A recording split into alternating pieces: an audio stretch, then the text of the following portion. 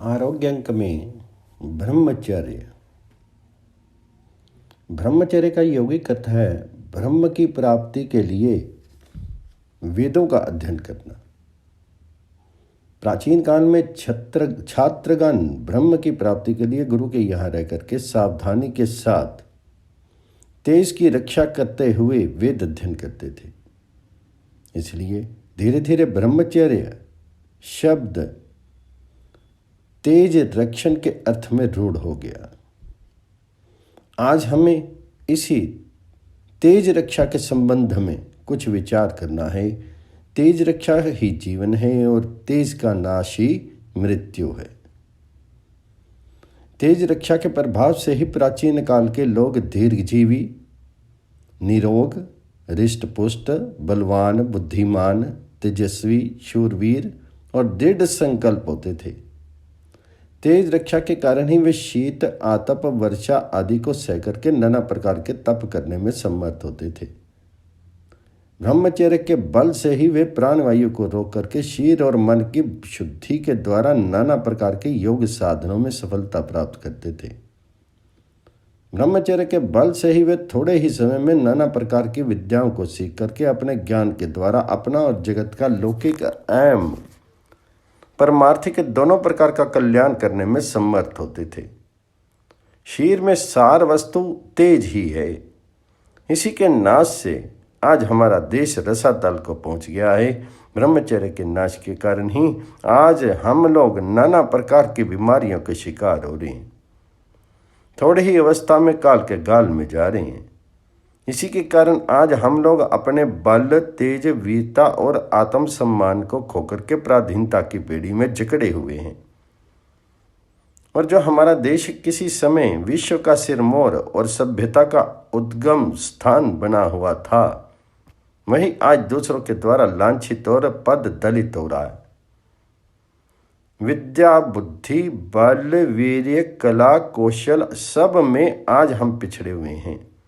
इसी के कारण आज हम चरित्र से भी गिर गए हैं। सारांश यह है कि किसी भी बात को लेकर के आज हम संसार के सामने अपना मस्तक ऊंचा नहीं कर सकते।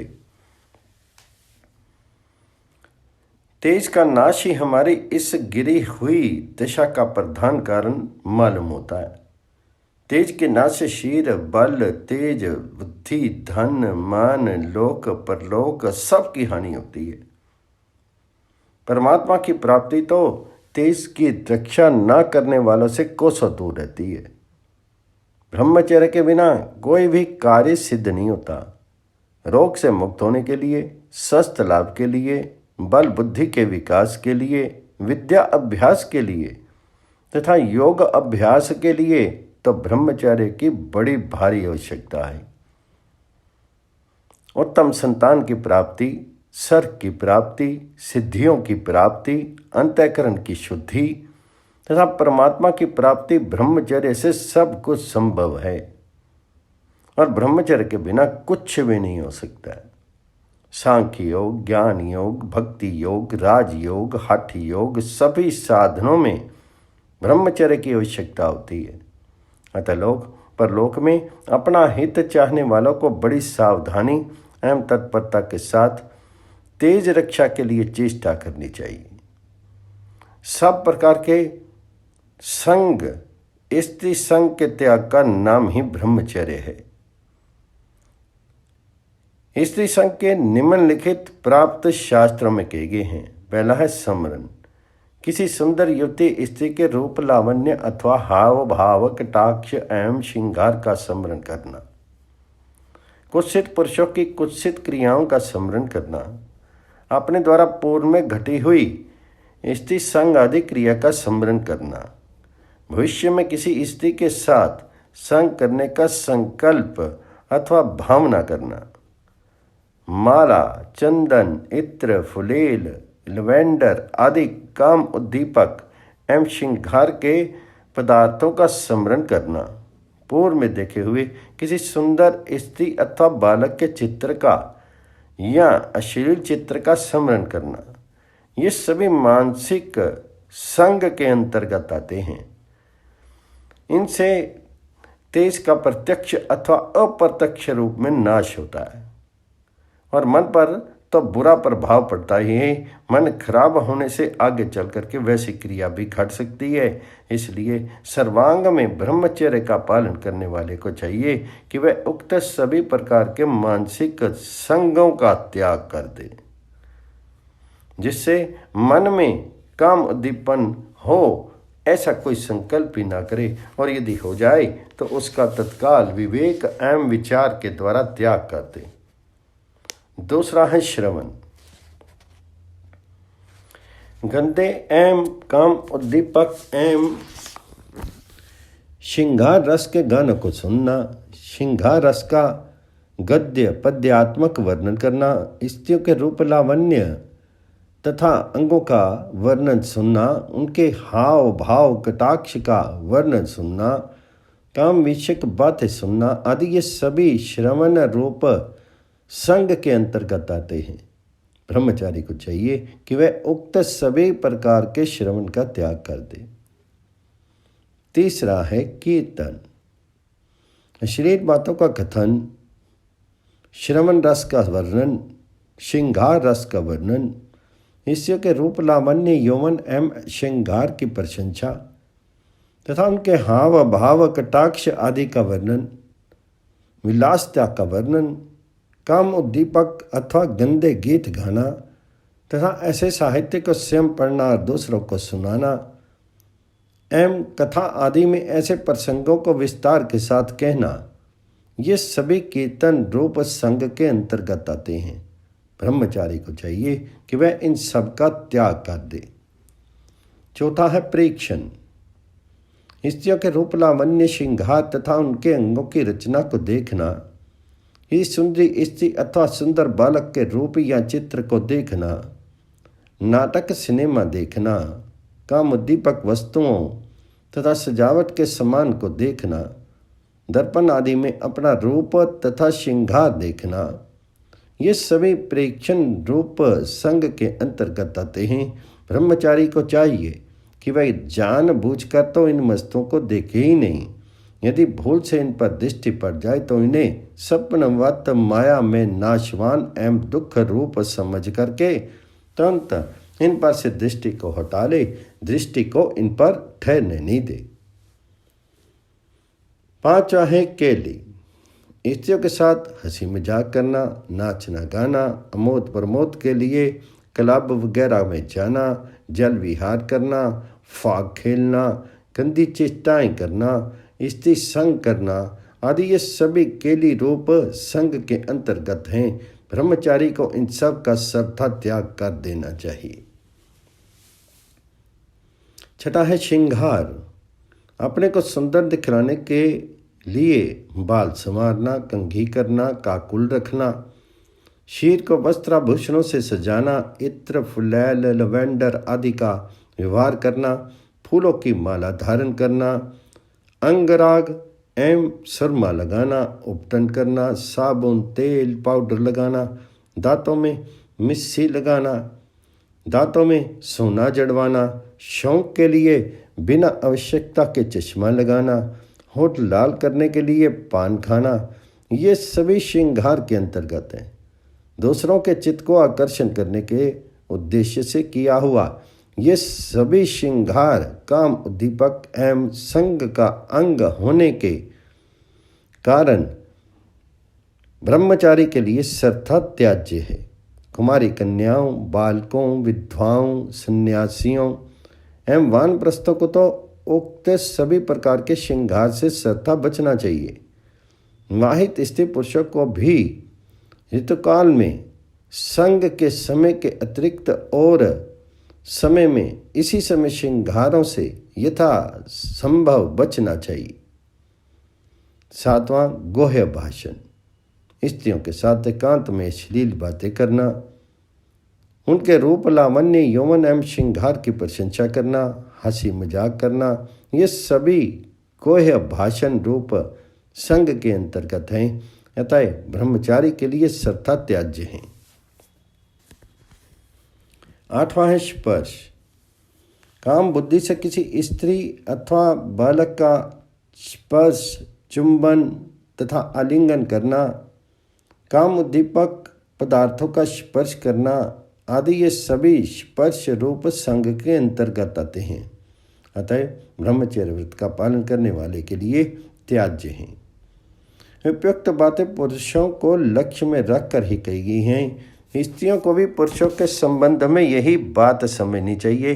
पुरुषों को पर स्त्री के साथ और स्त्रियों को पर पुरुष के साथ तो इन 8 प्रकार के संग का त्याग करके हर हालत में करना ही चाहिए इसका त्याग। ऐसा ना करने वाले महान पाप के भागी होते हैं और इस लोक तथा परलोक में महान दुख भोगते हैं।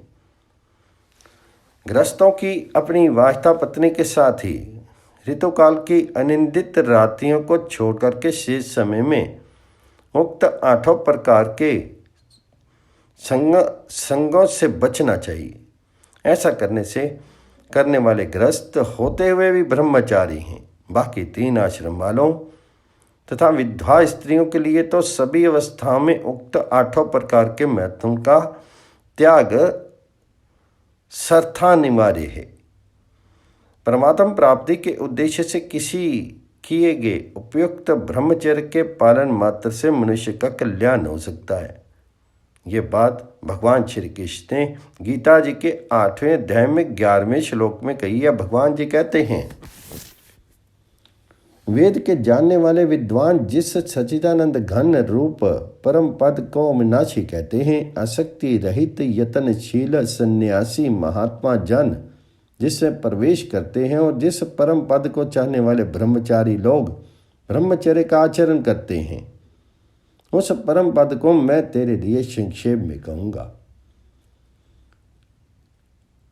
कठोपनिषद में भी इस श्लोक से मिलता जुलता मंत्र आया है, जिसका भाव है, सारे वेद जिस पद का वर्णन करते हैं, समस्त तपों को जिनकी प्राप्ति का साधन बतलाते हैं तथा जिसकी इच्छा रखने वाले ब्रह्मचारी ब्रह्मचर्य का पालन करते हैं, उस पद को मैं तुम्हें संक्षेप में बतलाता हूँ। ओम यही वह पद है। उक्त दोनों ही मंत्रों में परम पद की इच्छा से ब्रह्मचर्य के पालन की बात आई है। इससे ये स्पष्ट हो जाता है कि परमात्मा की प्राप्ति के उद्देश्य से किए गए ब्रह्मचर्य के पालन मात्र से मनुष्य का कल्याण हो सकता है। क्षत्रिय कुल चूड़ामणि वीरवर भीष्म की जो इतनी महिमा है, वह उनके अखंड ब्रह्मचर्य व्रत को लेकर ही है। इसी के कारण उनका भीष्म नाम पड़ा और इनके प्रताप से उन्हें अपने पिता शांतनु से इच्छा मृत्यु का वरदान मिला, जिसके कारण वे संसार में अजय हो गए। यही कारण था कि सहस्त्रबाहु जैसे अप्रतिम योद्धा की भुजाओं का छेदन करने वाले तथा 21 बार पृथ्वी को निक्षत्रिय कर देने वाले महाप्रतापी परशुराम जी से बिन नहीं हारे। इतना ही नहीं, पर भगवान श्री कृष्ण को भी इनके कारण महाभारत युद्ध में शस्त्र ग्रहण करना पड़ा। उनकी ये सब महिमा ब्रह्मचर्य के कारण ही थी। वे भगवान जी के अनन्य भक्त, आदर्श पितृ भक्त तथा महान ज्ञानी एवं शास्त्रों के ज्ञाता भी थे, परंतु उनकी महिमा का प्रधान कारण उनका आदर्श ब्रह्मचर्य ही था। इसी के कारण वे अपनी अस्त्र विद्या के गुरु भगवान परशुराम जी के को भाजन हुए, परंतु युवा न करने का अपना हाथ नहीं छोड़ा। धन्य ब्रह्मचर्य भक्त श्रेष्ठ हनुमान, सनकादिक मुनीश्वर, महामुनि शुकदेव तथा बालखिल्य आदि ऋषि भी अपने ब्रह्मचर्य के लिए प्रसिद्ध हैं।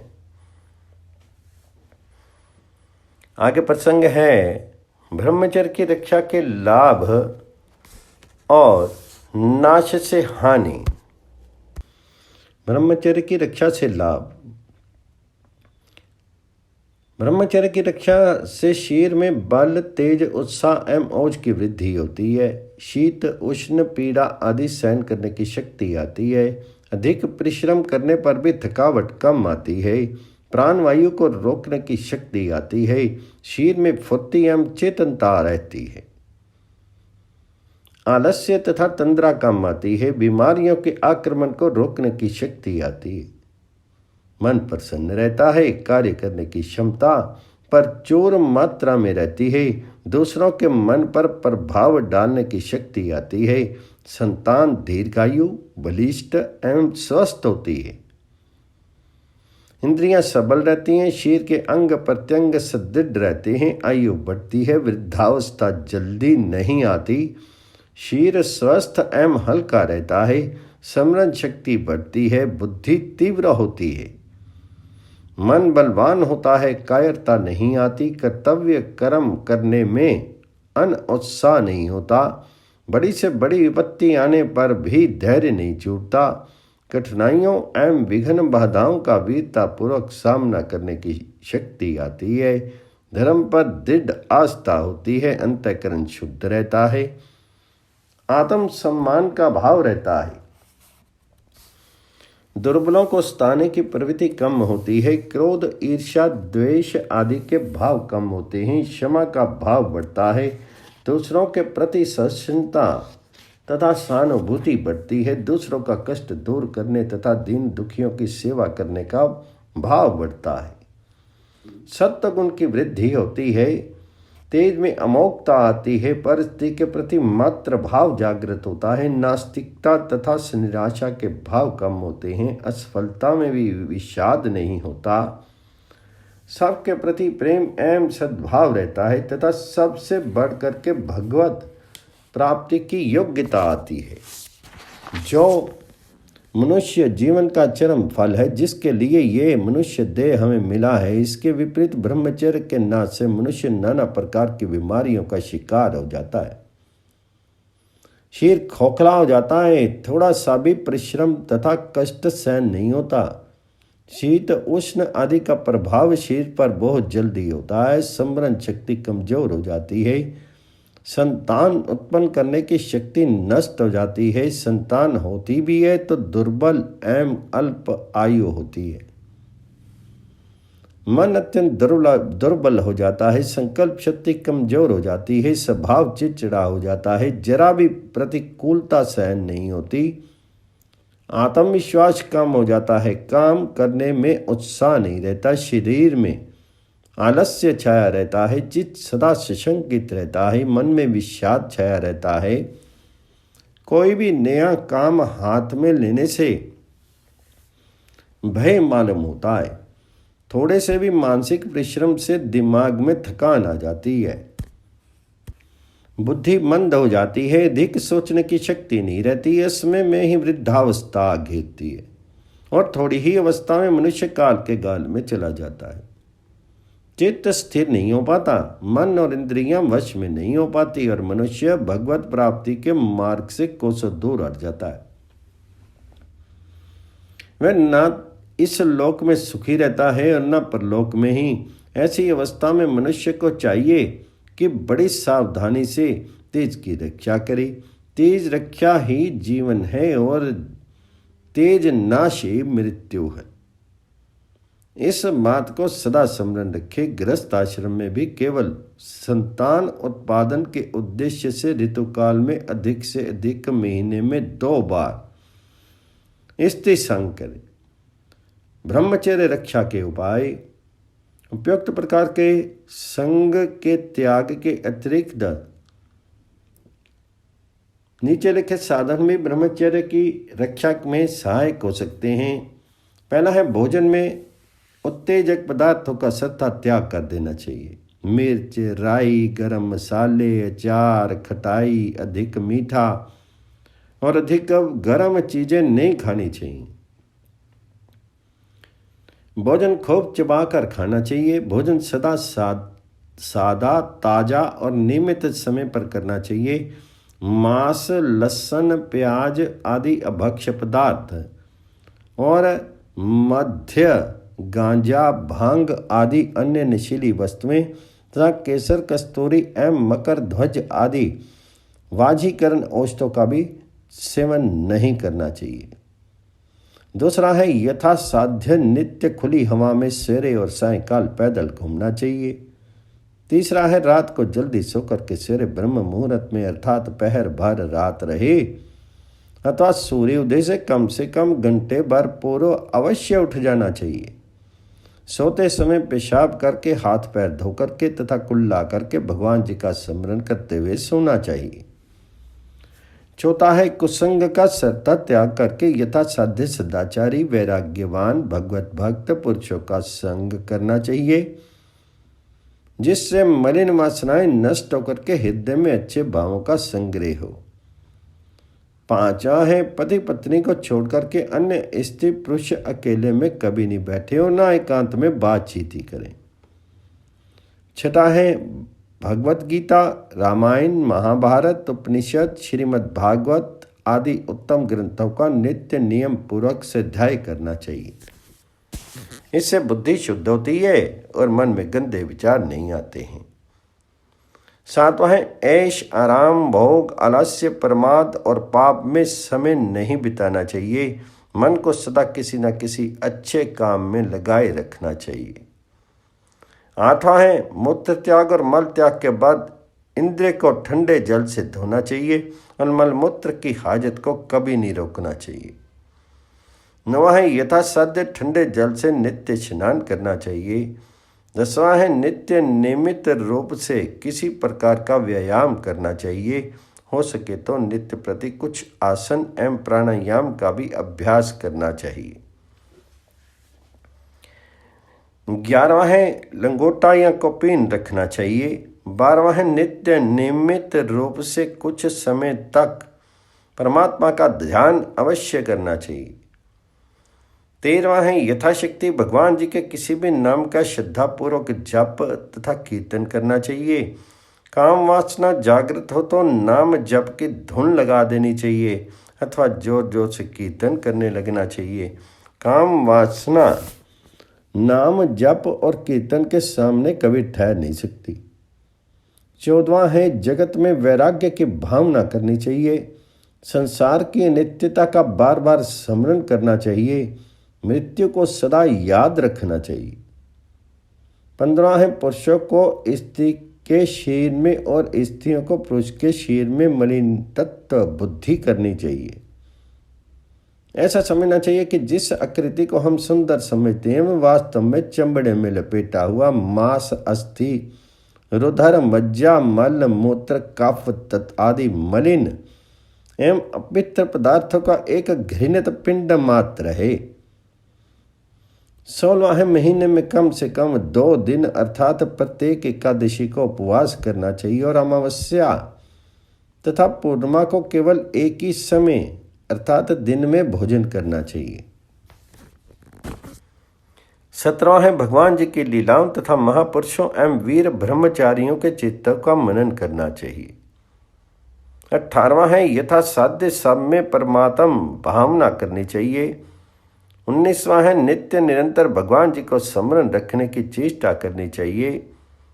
ऊपर जितने साधन बताए गए हैं उनमें अंतिम साधना सबसे उत्तम तथा सबसे अधिक कारगर है। यदि नित्य निरंतर अंतःकरण को भगवत भाव में से भरते रहने की चेष्टा की जाए तो मन में गंदे भाव कभी उत्पन्न हो ही नहीं सकते। किसी कवि ने क्या ही सुंदर कहा है, जहां राम तहां काम नहीं, जहां काम नहीं राम, सपने हूं कब हुक रही सके, रवि रजनी एक ठाम। जिस प्रकार सूर्य के उदय होने पर रात्रि के घोर अंधकार का नाश हो जाता है, उसी तरह जिस हृदय में भगवान अपना डेरा जमा लेते हैं अर्थात नित्य निरंतर भगवान जी का स्मरण होता है, वहां काम का उदय भी नहीं हो सकता।